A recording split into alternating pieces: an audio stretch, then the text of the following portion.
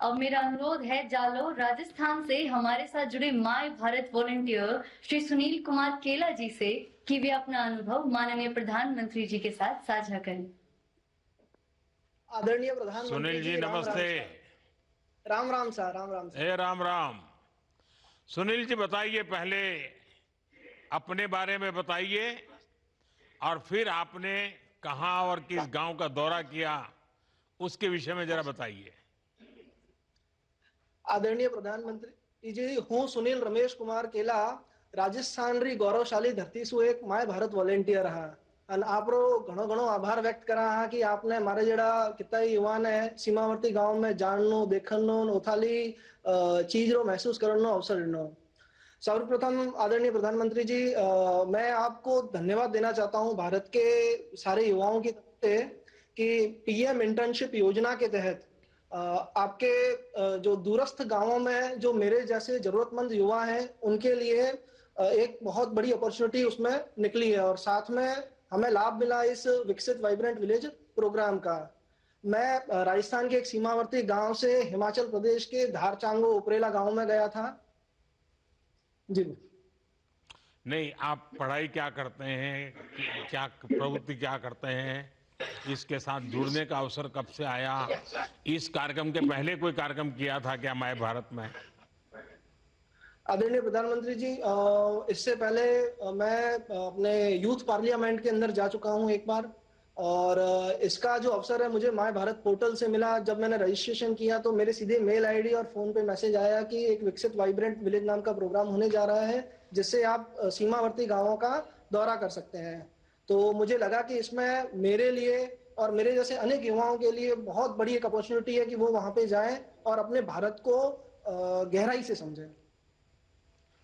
अच्छा सुनील, आप तो स्वयं ही सीमावर्ती गांव से हैं। ऐसे में अपने गांव और जिस गांव का आपने भ्रमण किया, वहां क्या समानताएं और विविधताएं, विभिन्नताएं, क्या क्या महसूस किया आपने? आदरणीय प्रधानमंत्री जी, लोकेशन तो चाहे अलग हो सकती है लेकिन दोनों जगह पे एक चीज समान थी, वो अपने देश के प्रति प्रेम का जज्बा, वहां के लोगों की बहादुरी जो हम राजस्थान में देखते हैं।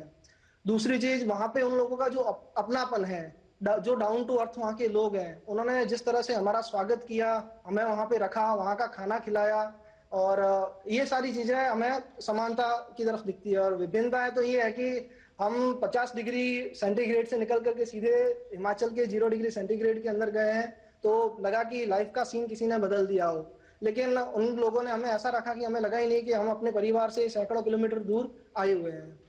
अच्छा, आप जब वहां थे तो वहां से अपने परिवार के साथ संपर्क करते थे?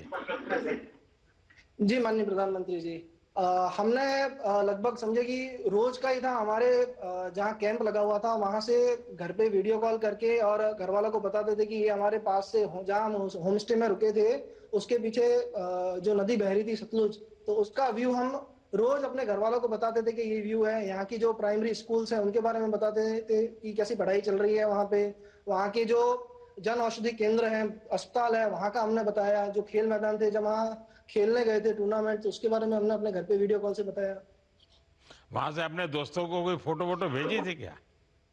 रोज रेगुलर फोटो भेजते थे, इंस्टा पे, व्हाट्सएप पे, फेसबुक पे पोस्ट करते थे, तो सारे लोग पूछने लगे कि भाई साहब कहाँ जा रहे हो, कैसे जा रहे हो और आपने यहाँ पे जाने के लिए क्या यूज किया है। तो हमने उनको बताया कि माय भारत पोर्टल से रजिस्ट्रेशन करके और क्विज कंपटीशन जीत करके जो मेरा नंबर लगा है, जो मुझे चयनित किया गया है, वहां से उस माध्यम से मैं वहां पे पहुंचा हूँ।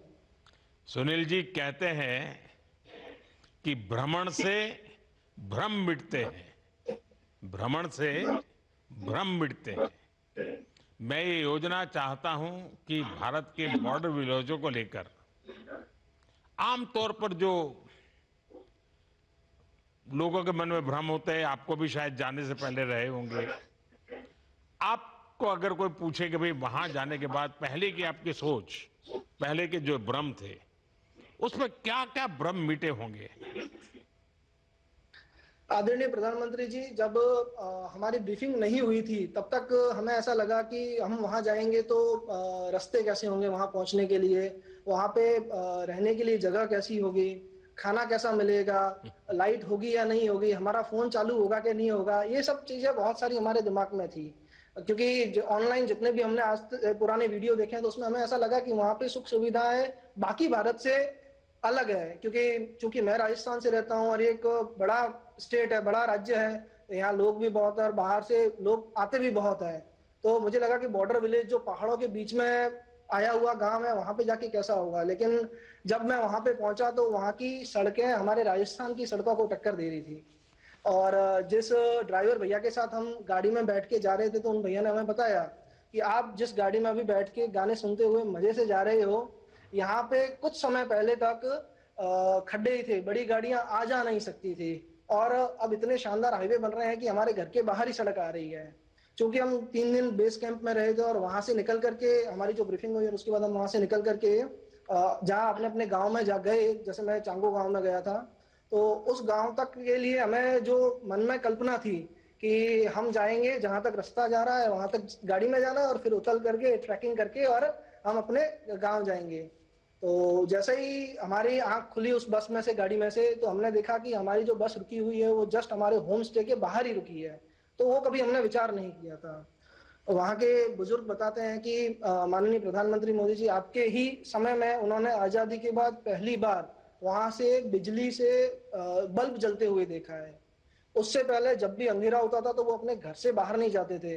और हम वहां गए तो हमने रात में वहां पे बैडमिंटन भी खेला रात के समय। और एक बात तो मैं आपको बताना ही भूल गया माननीय मोदी जी कि वहां पे हर जगह पे सोलर प्लेट और लगी हुई है जहां से वो लोग बिजली यूज करते हैं। हमारे राजस्थान में मैंने बहुत सारी सोलर प्लेटें और पवन चक्कियां देखी है और रोज देखते भी हैं हम लोग, लेकिन वहां हमने देखा तो उन लोगों ने बताया कि ये हमारे माननीय मोदी जी की सोलर ऊर्जा से प्लेट बनी हुई है। अब उनको ये नहीं पता कि पीएम सूर्यघर योजना के तहत ये सारी सुविधाएं अब हर वहां पे आम जन को मिल रही है। अच्छा सुनील जी, अभी भी उन लोगों से कोई संपर्क रखते हो कि आते ही भूल गए उन लोगों को और वो आपको भी भूल गए? नहीं, जैसा पहले निकिता बहन ने बताया है, चूंकि हमारा होम स्टे एक ही था तो सुभाष जी और शकुंतला जी से आज भी संपर्क बना हुआ है। और सिर्फ वो गांव नहीं, हिमाचल में हमारे जो वॉलेंटियर थे, जो चंबा से थे, हमीरपुर से थे, अलग अलग कसोल से थे, तो उन सब से आज भी संपर्क बना हुआ है। और उनको मैं स्पेशली इनविटेशन देके आया हूं कि आप हमारे राजस्थान में आइए, क्योंकि आप भी सीमावर्ती क्षेत्रों में रह रहे हैं, और हमारे राजस्थान के जैसलमेर में आइए, तनोट माता मंदिर के दर्शन कीजिए, बाड़मेर में आइए। और आपके माध्यम से एक बार फिर मैं उन सबको निमंत्रण देना चाहूंगा कि आप आइए कृपया करके राजस्थान में। हमारे धोरों की जो आज इस कार्यक्रम में आपके गांव के लोग भी जुड़े हैं क्या, वहां के वाले? जी, जुड़े हुए हैं। अच्छा सुनील जी, आपसे बात करके लगा कि सीमावर्ती गांव चाहे राजस्थान का हो, कश्मीर का हो, हिमाचल का हो या फिर नॉर्थ ईस्ट का, हर जगह का युवा एक ही तरह से सोचता है। हमारे सीमावर्ती गांव के लोग भौगोलिक तौर पर भले ही दूर दिखे, पर भावनात्मक तौर पर देश से बहुत ज्यादा जुड़े हैं। इसी सोच के साथ हमने सीमावर्ती गांवों को देश का पहला गांव बनाया। वरना आपने तो अनुभव किया होगा, आजादी के बाद तो उन्हें आखिरी गांव कहकर छोड़ दिया गया था।